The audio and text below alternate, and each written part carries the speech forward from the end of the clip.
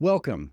I'm a licensed professional counselor, and today I'm analyzing the Jon Tokuhara case. I will be focusing on the main mental health and psychological indicators while providing the backstory. I don't just talk about the crimes, I talk about the psychology behind the crimes and the mysteries that captivate us. I look beyond the facts of the case to understand the why of the crime. Subscribe and like this video if you want to learn more about the mental health and psychological indicators of true crime cases like this one. My analysis is based on my speculations, not a diagnosis of anyone involved in this case. What drives a person to wait 6 full months after a betrayal to exact their revenge? Usually, when we think of crimes of passion, we imagine an immediate explosion of rage, a blackout moment where logic is entirely suspended. But in this case, we are looking at something far more terrifying. We are looking at a rage that was cold, calculated, and preserved in silence. This is a story about a man who was a pillar of his community, a healer who spent his life taking away other people's pain. It's also a story about the darker side of human nature, where jealousy festers into a deadly obsession.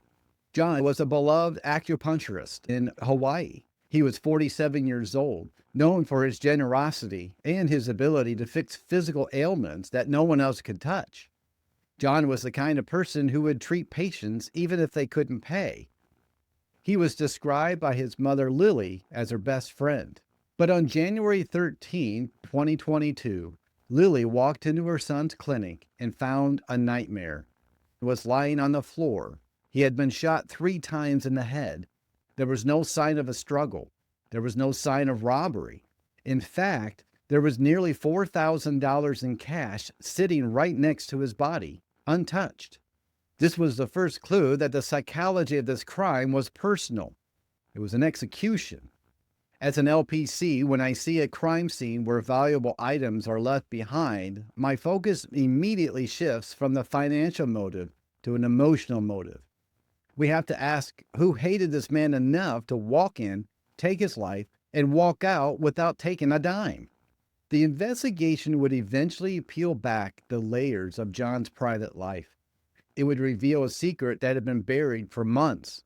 It involved a wealthy businessman, his wife, and a crossed boundary that would lead to a tragic end.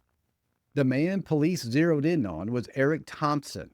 Thompson was a successful business owner living in an upscale neighborhood in East Honolulu. His wife Joyce and his children were the picture of success and stability. But underneath the surface, there was a fracture. Joyce Thompson had been a patient of Jon's. She had come to him seeking help for back pain and fertility issues. Jon was known for his empathy. He listened to his patients. He cared about their lives.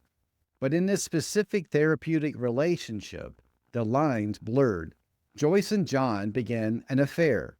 This brings me to the first major psychological angle of this case. In therapy and healing professions, there is a concept called transference. This occurs when a patient projects feelings of love, dependence, or intimacy onto their healer. Because the healer listens and provides relief, the patient can mistake professional care for romantic love. In this case, the backstory is that Joyce was vulnerable, dealing with the emotional pain of fertility struggles. Jon, perhaps driven by his own need to be a savior, reciprocated.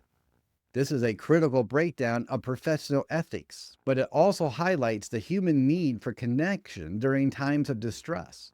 The affair was short-lived, lasting only a brief period in the summer of 2021. Eric Thompson, Lily's husband, found out about the affair in July. He discovered Instagram messages between his wife and Jon. These messages were explicit. They confirmed his worst fears. Most people in this situation would react immediately. There might be a confrontation. There might be a divorce filing. There might even be a physical altercation right then and there. And initially there was a reaction, but it was short. Joyce and Jon ended the affair immediately after discovery. They cut ties. Jon seemingly went back to his life, and the Thompsons went back to theirs. For 6 months, there was silence. From the outside, it looked like the marriage was being repaired. It looked like life was moving on. But inside Eric Thompson's mind, something else was happening. He wasn't moving on. He was ruminating. Rumination is to focus attention on symptoms of one's distress. It's a replaying of the betrayal over and over again, like a movie reel that never stops. Instead of processing the grief of the infidelity, Eric Thompson let it calcify into a plan. On the evening of January 12, 2022, surveillance cameras near Jon's clinic captured a white Chevy Silverado. The truck parked, a man got out. He was wearing a white bucket hat, sunglasses, and a mask. Inside for only 48 seconds. 48 seconds to walk in, shoot Jon 3 times, and walk out. He didn't look for money. He didn't look for files. He came for one thing only. This behavior points to a specific psychological profile. Pathological jealousy is sometimes called Othello syndrome, an obsession with a partner's infidelity. Even though the affair had ended months prior, the injury to Eric Thompson's ego remained fresh. A narcissistic injury often occurs when a person's self-esteem is severely threatened. For a successful businessman like Thompson, the knowledge that his wife sought comfort in another man was an unacceptable blow to his identity. The backstory here is crucial. The affair was over. Done. Never happened again. The threat was gone. But for Thompson, the existence of Jon was a permanent reminder of his humiliation. Eliminating Jon was not about saving the marriage. It was about erasing the source of the shame. The police investigation was massive. They identified 53 white Chevy Silverados on the island. They had to narrow it down. They looked at the owners of every single truck. And Eric Thompson was the only one who did not have an alibi for that specific time frame. But the evidence wasn't just circumstantial. During the execution of the crime, the killer dropped his white bucket hat on the street as he walked back to his truck. A homeless man later found the hat and wore it. The police recovered the hat, they tested it for DNA, and that DNA results were significant. They linked Eric Thompson to that hat. And surveillance footage from the neighbor's house near the Thompson residence showed something strange. Shortly after the murder, Eric Thompson was seen in his backyard.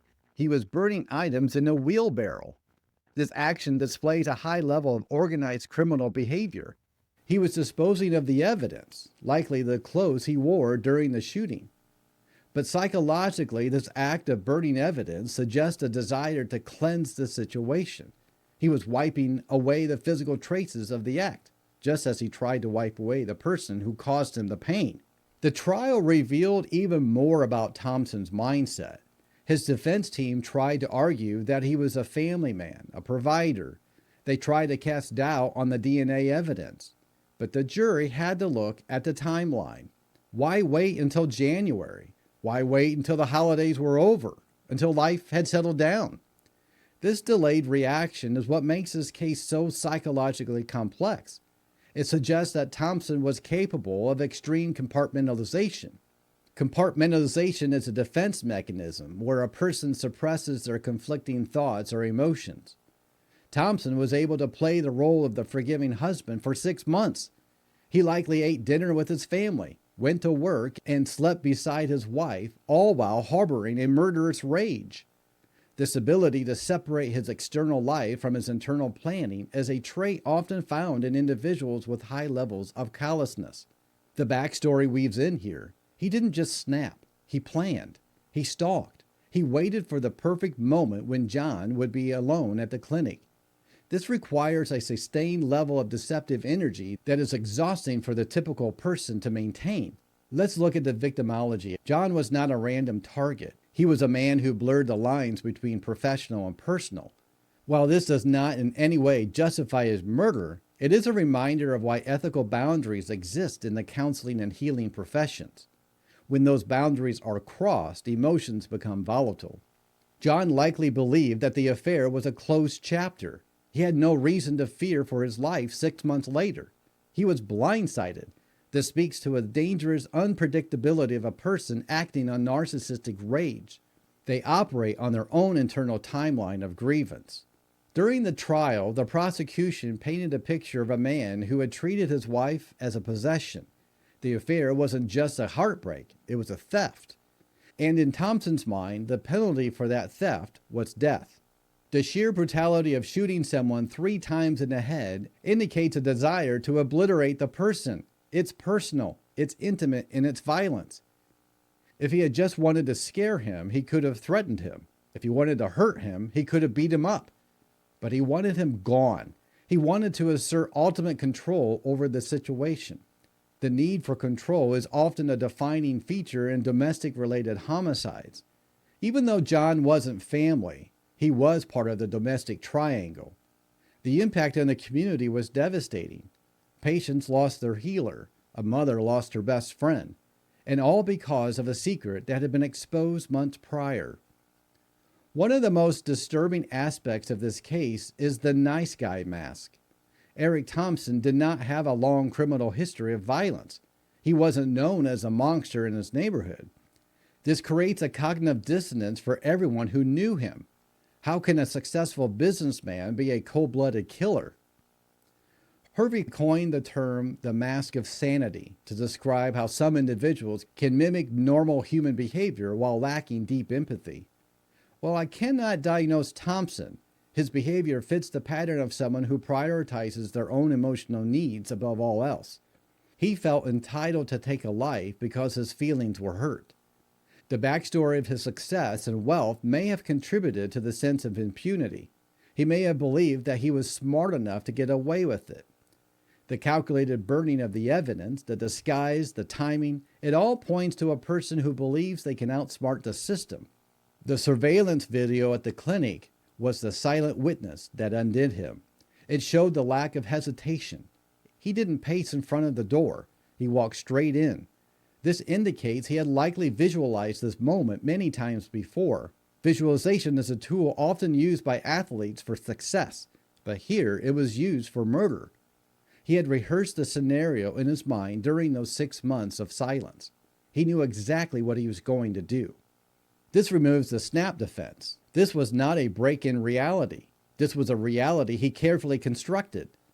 When the verdict finally came down, it was a moment of relief for Jon's family, but it left lingering questions about the nature of forgiveness and revenge. Joyce Thompson had to testify. She had to relive the affair and the murder in a public courtroom. The psychological toll on her was immense. She carries the guilt of the affair, compounded by the horror of the murder committed by her husband. It's a heavy burden to bear. For Jon's mother, Lily, the grief is complicated by the nature of the death. Sudden violent loss creates a specific type of trauma that is difficult to heal. The fact that the killer was someone known to the situation, not a random stranger, adds a layer of betrayal. The backstory of the mother-son bond makes the loss even more profound.